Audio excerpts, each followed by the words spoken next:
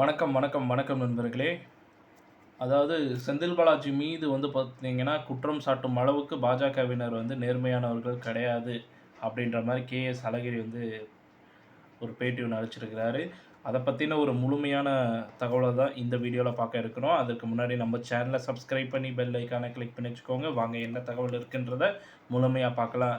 செந்தில் பாலாஜி மீது பார்த்தீங்கன்னா, குற்றம் சாட்டும் அளவுக்கு பாஜகவினர் ஒண்ணும் நேர்மையானவர்கள் கிடையாது என்று காங்கிரஸ் தலைவர் கே.எஸ். அழகிரி தெரிவிச்சிருக்கிறாரு. திண்டுக்கல் மாவட்டத்தில் காங்கிரஸ் கட்சி சார்பில நடைபெற்ற பல்வேறு நிகழ்ச்சிகளில் பார்த்தீங்கன்னா, அக்கட்சியின் மாநில தலைவர் கே.எஸ். அழகிரி ஞாயிற்றுக்கிழமை பார்த்தீங்கன்னா கலந்து கொள்வாரு.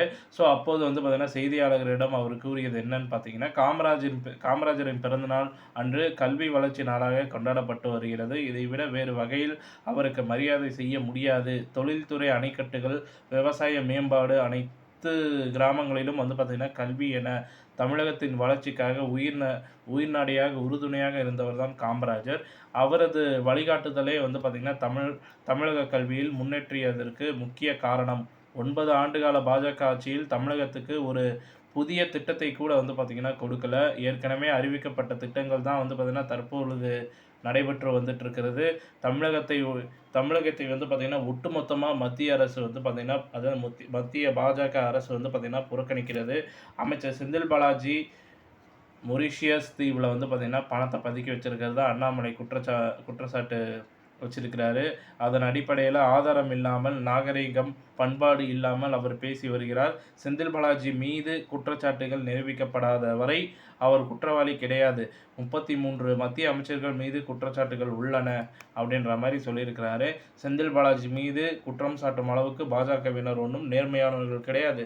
நிபந்தனைகள் இல்லாமல் எந்த திட்டத்தையும் செயல்படுத்த முடியாது. முதியோர் உதவித்தொகை, விதவைகள் உதவித்தொகை என பல்வேறு திட்டங்கள் மூலம் பார்த்தீங்கன்னா, உதவித்தொகை வழங்கப்பட்டு வருகிறது.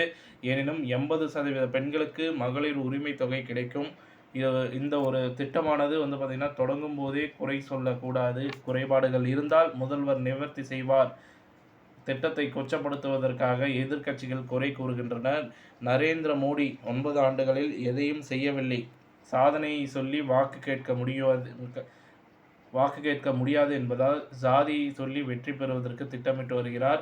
பல மதங்கள், ஜாதிகள், மொழிகள் கொண்ட இந்தியாவில் ஒரே சட்டம் என்பது சாத்தியமில்லை. நடைமுறைப்படுத்த முடியாத ஒன்றை சொல்லி அதானி, அம்பானி தொடர்பான விவரங்களை மறைப்பதற்கு முயற்சிக்கிறதா பார்த்தீங்கன்னா, தகவல் ஒண்ணு குடுத்திருக்கிறாரு. இத்துடன் இந்த செய்தி தகவலானது முடிவடைகிறது. இந்த செய்தி தகவல் பிடிச்சிருந்தா லைக் பண்ணுங்க, ஷேர் பண்ணுங்க. மறக்காம நம்ம சேனல சப்ஸ்கிரைப் பண்ணி பெல் ஐகான கிளிக் பண்ணி வச்சுக்கோங்க. நன்றி, வணக்கம்.